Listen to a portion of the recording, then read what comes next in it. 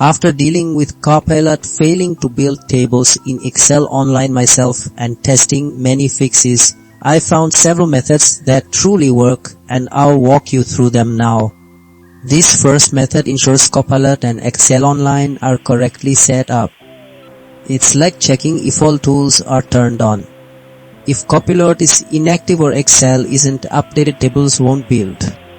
Confirming these basic settings helps both programs work together. Our second method focuses on clean, organized data. This is about tidying your spreadsheet. Imagine a clear blueprint, not a messy pile. Copilot struggles with untidy data, like merged cells or missing headers, because it can't understand it. Cleaning your data gives Copilot a precise format, making table building easier. This is how we fix Copilot not building tables in Excel online effectively. Sometimes the problem is your internet browser. Browsers store temporary files called cache. These can get corrupted, making Excel online malfunction.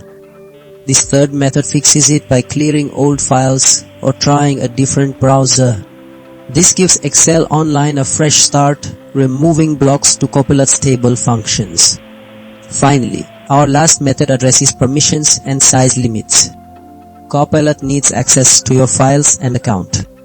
If your Microsoft 365 license is incorrect or the spreadsheet is too large, Copilot might lack authority.